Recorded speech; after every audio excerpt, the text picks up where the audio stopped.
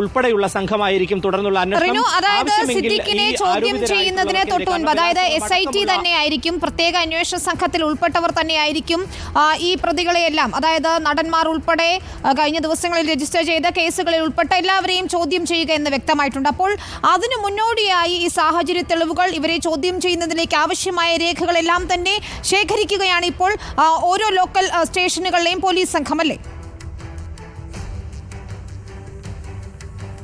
തീർച്ചയായും വിനീത, നമ്മൾ മുഖ്യമന്ത്രിക്ക് അടക്കം ഒരു പരാതി നൽകുമെങ്കിൽ പോലും ആ പ്രാദേശികമായിട്ടുള്ള സ്റ്റേഷനുകളിലേക്കായിരിക്കും അത് എത്തുകയും അത് കേസ് രജിസ്റ്റർ ചെയ്യപ്പെടുകയും ചെയ്യുന്നത്. അതുതന്നെയാണ് ഇന്ന് ഇപ്പോൾ നടക്കുന്ന നടപടിക്രമവും. മ്യൂസിയം പോലീസും കണ്ടോൺമെന്റ് പോലീസുമാണ് തിരുവനന്തപുരം ജില്ലയിൽ 2 കേസുകൾ രജിസ്റ്റർ ചെയ്തിട്ടുള്ളത്. ഈ 2 കേസുകളും SITക്ക് കൈമാറും എന്നുള്ളതാണ്.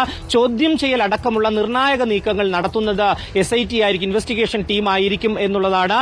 അത് ഇന്ന് വൈകുന്നേരത്തോടു കൂടി മ്യൂസിയം പോലീസ് സ്റ്റേഷനിലെ പരാതിയുടെ വിവരങ്ങൾ അടക്കം, അതായത് തെളിവുകൾ അടക്കമുള്ളവർക്ക് കൈമാറും. തുടർന്ന് നാളെയോടുകൂടി, അതായത് കണ്ടോൺമെന്റ് സ്റ്റേഷനിൽ ജയസൂര്യക്കെതിരായിട്ടുള്ള കേസിൽ രഹസ്യമൊഴി രേഖപ്പെടുത്തുന്നുണ്ട്, നടിയുടെ മൊഴി രേഖപ്പെടുത്തുന്നുണ്ട്. ഒപ്പം CJMന് ആപ്ലിക്കേഷൻ നൽകിയിട്ടുണ്ട് രഹസ്യമൊഴി കൂടി രേഖപ്പെടുത്തുന്നതിന്. അങ്ങനെയാണെങ്കിൽ നാളെയോടുകൂടി ആ നടിയുടെയും രഹസ്യമൊഴി രേഖപ്പെടുത്തും. തുടർന്നായിരിക്കും കണ്ടോൺമെന്റ് സ്റ്റേഷനിലെ പരാതി ഈ SIT ടീമിന് കൈമാറുന്നത്. 2 ദിവസത്തിനകം തന്നെ എല്ലാ കേസുകളും, അതായത് പൂർണ്ണമായ കേസുകൾ, ഏകദേശം 17ഓളം പരാതികളുണ്ട്. ഈ പൂർണ്ണമായിട്ടുള്ള കേസുകളും SIT ഏറ്റെടുക്കുമെന്നുള്ളതാണ്. SIT ഏറ്റെടുത്തതിന് ശേഷമായിരിക്കും ഈ ആരോപണ വിധേയരായിട്ടുള്ള നടന്മാർ, സംവിധായകർ അടക്കമുള്ള, നിർമ്മാതാക്കൾ അടക്കമുള്ള, മറ്റുള്ളവർ അടക്കമുള്ളവർക്കെതിരെയുള്ള നടപടികൾ മുന്നോട്ട് കൊണ്ടുപോകുക. കൊച്ചി കേന്ദ്രീകരിച്ച് ചോദ്യം ചെയ്യൽ ഉണ്ടാകും എന്നുള്ളതാണ്. ആലുവ ഗസ്റ്റ് ഹൌസ് കേന്ദ്രീകരിച്ചായിരിക്കും ഈ ചോദ്യം ചെയ്യൽ നടപടികളൊക്കെ തന്നെ ഉണ്ടാവുക എന്നുള്ള പ്രാഥമികമായിട്ടുള്ള വിവരവും നമുക്ക് ലഭിക്കുന്നുണ്ട്. എന്തായാലും ഒരു നിർണായക നീക്കം തന്നെയാണ് പോലീസിന്റെ ഭാഗത്തു നിന്നുണ്ടായിരിക്കുന്നത്.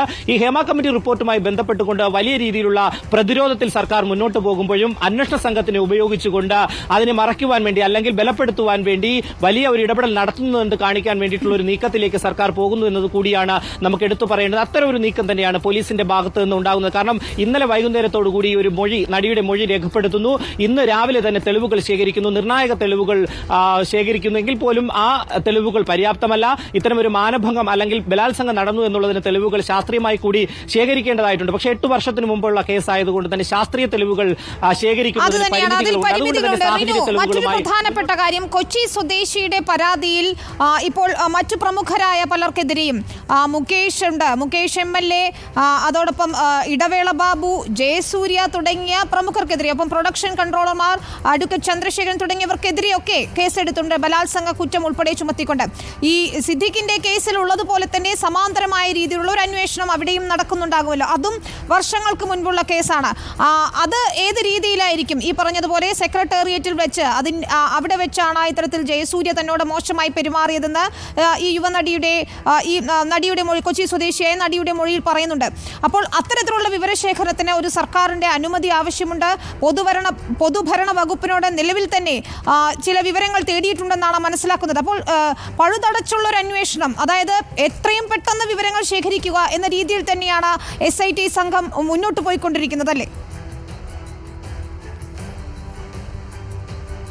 തീർച്ചയായും. കാരണം സെക്രട്ടേറിയറ്റ് പോലുള്ള ഒരു സ്ഥലത്ത് കയറി തെളിവെടുക്കണമെങ്കിൽ കൃത്യമായി തന്നെ ചീഫ് സെക്രട്ടറി അടക്കമുള്ളവരുടെ അനുമതി വേണമെന്നുള്ളതാണ്. അതുകൊണ്ട് തന്നെ അത്തരം ഒരു അനുമതി കൂടി തേടിയതിനു ശേഷമായിരിക്കും സെക്രട്ടേറിയറ്റ് അടക്കമുള്ള സ്ഥലങ്ങളിലേക്ക് എത്തി തെളിവെടുക്കുക എന്നുള്ളതാണ്. എല്ലാ കേസുകളിലും ഏകദേശം 17ഓളം പരാതികൾ കൊണ്ട് 16 കേസുകൾ ഇന്നലെ തന്നെ രജിസ്റ്റർ ചെയ്തിരുന്നു. ഈ കേസുകളിലെല്ലാം സമാന രീതിയിലുള്ള ആ ഒരു നടപടിക്രമങ്ങൾ തന്നെയാണ് പൂർത്തീകരിക്കുന്നത്. അതാത് സ്റ്റേഷനുകളിൽ, അതായത് കേസുകൾ രജിസ്റ്റർ ചെയ്ത എറണാകുളത്തെയും തിരുവനന്തപുരത്തെയും സ്റ്റേഷനുകളിൽ പ്രാഥമിക ഘട്ടം കടന്നുപോയിക്കൊണ്ടിരിക്കുന്നു, അല്ലെങ്കിൽ പ്രാഥമിക ഘട്ടത്തിലേക്ക് കടന്നിരിക്കുന്നു എന്നുള്ളതാണ്. ഇനി 2ാം ഘട്ടം എന്നുള്ള നിലയ്ക്കായിരിക്കും SITക്ക് ഈ വിവരങ്ങൾ കൈമാറുന്നതും SIT ഈ കേസ് അന്വേഷിക്കുകയും ചെയ്യുന്നത്. അതായത് സംവിധായകൻ രഞ്ജിത്തിനെതിരായുള്ള കേസിലും ഇന്ന് സാക്ഷിമൊഴി രേഖപ്പെടുത്തുമെന്നുള്ളതാണ്. സംവിധായകൻ ജോഷി ജോസഫിന്റെ മൊഴിയാണ് രേഖപ്പെടുത്തുക. ഇന്ന് വൈകുന്നേരത്തോടുകൂടി എറണാകുളത്തെത്തി ജോഷി ജോസഫിന്റെ വീട്ടിലെത്തി അന്വേഷണ സംഘം തെളിവെടുക്കുമെന്നുള്ള ഒരു വിവരവും നമുക്ക് ലഭിക്കുന്നുണ്ട്. മറ്റൊരു ഏറ്റവും പ്രധാനപ്പെട്ട ഒരു കാര്യമാണ് ജയസൂര്യക്കെതിരായിട്ടുള്ള കേസ്. ജയസൂര്യക്കെതിരായിട്ടുള്ള കേസിലാണ് ഞാൻ നേരത്തെ സൂചിപ്പിച്ചതുപോലെ തന്നെ തെളിവുകൾ ശേഖരിക്കുന്നതിന് വേണ്ടി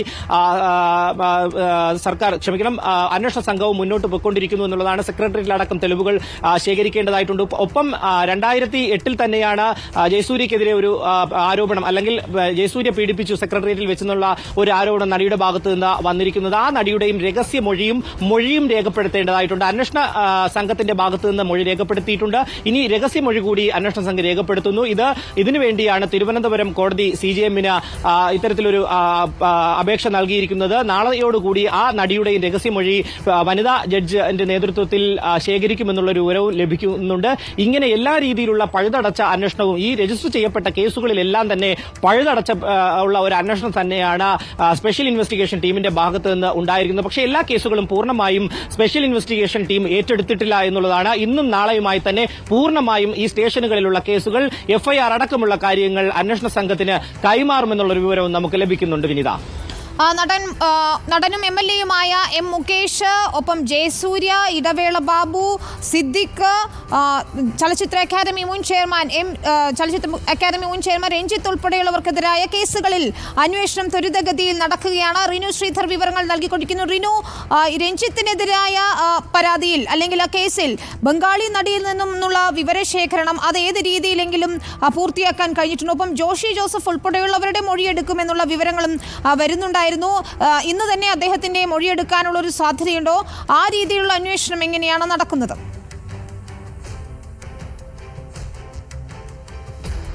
തീർച്ചയായും മുൻ ചലച്ചിത്ര അക്കാദമി ചെയർമാനും സംവിധായകനുമായിട്ടുള്ള രഞ്ജിത്തിന് എതിരെയുള്ള കേസും ഏറ്റവും പ്രധാനപ്പെട്ടതാണ്. പ്രധാനപ്പെട്ട 3 കേസുകളാണ് ഇപ്പോൾ പോലീസിന്റെ അന്വേഷണ സംഘത്തിന്റെ മുന്നിലുള്ളത്. ഒന്ന് മുകേഷ്, അതുപോലെ തന്നെ സിദ്ദിഖ്, അതുപോലെ തന്നെ രഞ്ജിത്ത് എന്നിവരുടെ കേസാണ്. നമുക്കറിയാം ഏറ്റവും ആദ്യം തന്നെ രജിസ്റ്റർ ചെയ്ത ഒരു കേസ് കൂടിയാണ് രഞ്ജിത്തിന്റേത്. അതുകൊണ്ട് തന്നെ രഞ്ജിത്തിന്റെ കേസ് സമാന രീതിയിൽ അന്വേഷിച്ച് മുന്നോട്ട് കൊണ്ടുപോവുകയാണ്. അതിന്റെ പശ്ചാത്തലത്തിൽ കൂടിയാണ് അന്വേഷണ സംഘം ഇന്ന് ഈ നടിയുടെ വീഡിയോ കോൺഫറൻസിലൂടെയുള്ള മൊഴി രേഖപ്പെടുത്തി എന്നുള്ളൊരു വിവരമാണ് നമുക്ക് ലഭിക്കുന്നത്. നേരിട്ട് ഈ നടിയുടെ മൊഴി രേഖപ്പെടുത്താനും അന്വേഷണ സംഘം തയ്യാറെടുക്കുന്നുണ്ട്. അതിന്റെ ഒരു നടപടിക്രമങ്ങളും നടക്കുന്നു എന്നുള്ളതാണ് നമുക്ക് ലഭിക്കുന്ന വിവരം. അതേസമയം ഈ നടി ആദ്യമായി തന്നെ ഈ സംഭവം നടന്നു എന്ന് പറയപ്പെടുന്ന വർഷത്തിൽ തന്നെ തന്റെ സുഹൃത്തായിട്ടുള്ള ഡോക്യുമെന്ററി സംവിധായകന് കൃത്യമായി തന്നെ ജോഷി ജോസഫിനോട് ഇക്കാര്യം അറിയിച്ചിരുന്നു എന്നുള്ളതാണ്. അതുകൊണ്ട് തന്നെയാണ് അദ്ദേഹത്തിന്റെ മൊഴി കൂടി രേഖപ്പെടുത്തുവാൻ വേണ്ടി അന്വേഷണ സംഘം മുന്നോട്ട് പോകുന്നത്. നേരത്തെ തന്നെ മാധ്യമങ്ങൾ അടക്കമെത്തി അദ്ദേഹം ഇക്കാര്യം സ്ഥിരീകരിക്കുകയും ചെയ്തു. രഞ്ജിത്ത് അത്തരമൊരു ഇടപെടൽ നടത്തി, അല്ലെങ്കിൽ ഒരു മാനഭംഗം നടത്തി എന്നുള്ള ഒരു രീതിയിലേക്ക് പോയിരുന്നു. അദ്ദേഹം മാധ്യമങ്ങളോട് അത് പ്രതികരിക്കുകയും ചെയ്തിരുന്നു. ഇന്നിപ്പോൾ അന്വേഷണ സംഘവും അദ്ദേഹത്തിന്റെ മൊഴി രേഖപ്പെടുത്തുന്നു എന്നുള്ളതാണ്. നിയമ നടപടികളുടെ ഭാഗമായിട്ടാണ് അദ്ദേഹത്തിന്റെ മൊഴി കൂടി രേഖപ്പെടുത്തുക. എറണാകുളത്തെ അദ്ദേഹത്തിന്റെ വസതിയിലെത്തിയായിരിക്കും ഈ മൊഴി രേഖപ്പെടുത്തുക എന്നുള്ള ഒരു വിവരമാണ്. മൊഴിയെടുക്കാൻ അന്വേഷണ സംഘം എത്തുമെന്ന് ഞങ്ങളുടെ പ്രതിനിധി അർജുൻ മട്ടന്നൂർ റിപ്പോർട്ട് ചെയ്യുന്നുണ്ട്. 4 മണിക്ക് തന്നെ ജോഷി ജോസഫിന്റെ മൊഴി അന്വേഷണ സംഘം രേഖപ്പെടുത്തും. ബംഗാളി നടിയുടെ പരാതിയിൽ ചലച്ചിത്ര അക്കാദമി മുൻ ചെയർമാനും സംവിധായകനുമായ രഞ്ജിത്തിനെതിരായ പരാതിയിലും അന്വേഷണം നടക്കുകയാണ്. ജോഷി ജോസഫ് എന്ന ഡോക്യുമെന്ററി സംവിധായകന്റെ മൊഴി അല്പസമയത്തിനകം തന്നെ രേഖപ്പെടുത്തും. 15 വർഷം മുൻപ് പാലേരി മാണിക്യം എന്ന സിനിമയുടെ സെറ്റിൽ വെച്ച്, അല്ലെങ്കിൽ ആ സിനിമകൾക്ക് വേണ്ടിയുള്ള ചർച്ചകൾക്കിടെ രഞ്ജിത്ത് മോശമായി പെരുമാറി എന്നാണ് ബംഗാളി നടിയുടെ പരാതി ഉണ്ടായിരുന്നത്. അതിന്മേൽ തനിക്ക് വലിയ ബുദ്ധിമുട്ടുകളുണ്ടായി. 15 വർഷം മുൻപ് നടന്ന സംഭവമാണ്. റിനു സൂചിപ്പിച്ചതുപോലെ ഇത്തരത്തിലുള്ള പല പരാതികൾക്ക് ആസ്പദമായ സംഭവം വർഷങ്ങൾക്ക് മുൻപാണ് എന്നതുകൊണ്ട് തന്നെ ശാസ്ത്രീയ തെളിവ് ശേഖരണത്തിന് ബുദ്ധിമുട്ടുണ്ട്. അതുകൊണ്ട് തന്നെ സാഹചര്യ തെളിവുകൾ പരമാവധി ശേഖരിക്കുകയാണ് പ്രത്യേക അന്വേഷണ സംഘം. റിനു, ഇന്നിപ്പോൾ സിദ്ദിഖിനെതിരെ പരാതി നൽകിയ യുവനടിയുടെ രഹസ്യമൊഴി രേഖപ്പെടുത്തും. ഒപ്പം അവരുടെ മാതാപിതാക്കളുടെയും മൊഴി രേഖപ്പെടുത്തുമെന്നാണ് അറിയാൻ കഴിയുന്നത്. കാരണം ഇവിടെ പ്രിവ്യൂ ഷോയ്ക്ക് വന്ന ശേഷം സിദ്ദിഖ് ഇത്തരത്തിൽ തന്നെ ഹോട്ടലിലേക്ക് വിളിച്ചു വരുത്തിയെന്നും അവിടെ വെച്ച് തന്നെ ഇത്തരത്തിൽ ലൈംഗിക അതിക്രമത്തിന് ഇരയാക്കിയെന്നും മാതാപിതാക്കളോട് ഈ നടി വിവരം പങ്കുവച്ചിരുന്നു എന്നാണ് പറയുന്നത്. അങ്ങനെയെങ്കിൽ അവരുടെയും മൊഴി ഉടൻ തന്നെ രേഖപ്പെടുത്തുമല്ലേ?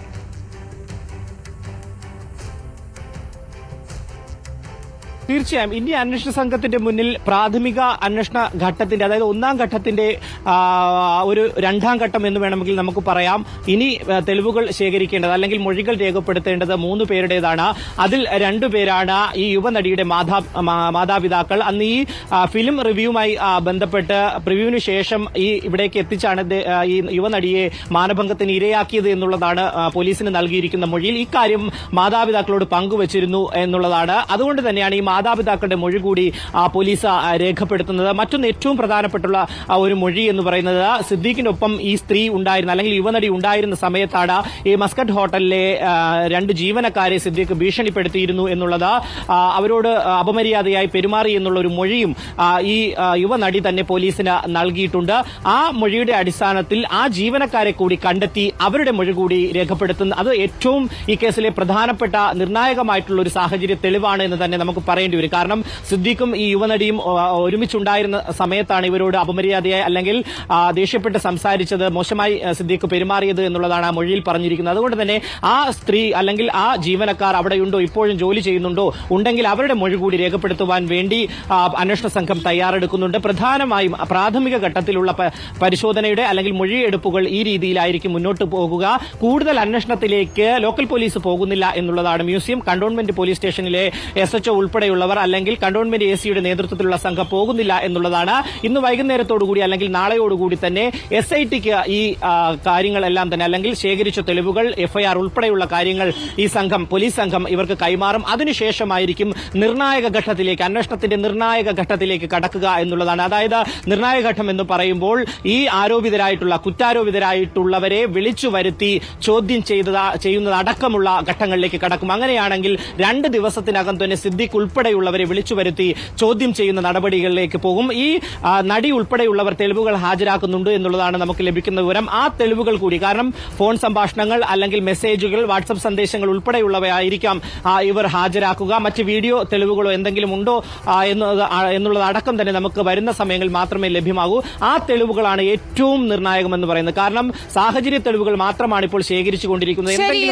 ഏതായാലും നിർണായക വിവരങ്ങളാണ് ഓരോ മിനിറ്റിലും വന്നുകൊണ്ടിരിക്കുന്നത്. പീഡനക്കേസിൽ നടൻ സിദ്ദീഖിനെതിരെ അന്വേഷണ സംഘത്തിന് ഇപ്പോൾ നിർണായക തെളിവ് ലഭിച്ചിരിക്കുന്നു. അതായത് പീഡനം നടന്നെന്ന് യുവനടി ആരോപിച്ച ദിവസം സിദ്ദീഖും നടിയും മാസ്കോട്ട് ഹോട്ടലിൽ ഉണ്ടായിരുന്നു എന്നതിന്റെ രേഖകളാണ് ഇപ്പോൾ കണ്ടെത്തിയിരിക്കുന്നത്. സിദ്ദീഖിന്റെ പേര് താമസക്കാരുടെ രജിസ്റ്ററിൽ നിന്നും യുവനടിയുടെ പേര് സന്ദർശക ഡയറിയിൽ നിന്നും ലഭിച്ചിരിക്കുന്നു എന്നാണ് വിവരങ്ങൾ വരുന്നത്. പോലീസിന് സ്ഥിരീകരിക്കാവുന്ന വിവരങ്ങൾ ലഭിക്കുന്നത്. ശാസ്ത്രീയ തെളിവുകൾ ഇല്ലാത്തതുകൊണ്ട് തന്നെ സാഹചര്യ തെളിവുകൾ കൂടുതലായി പരിശോധിക്കേണ്ട 2 ദിവസത്തിനകം തന്നെ സിദ്ദീഖിനെ ഉൾപ്പെടെയുള്ളവരെ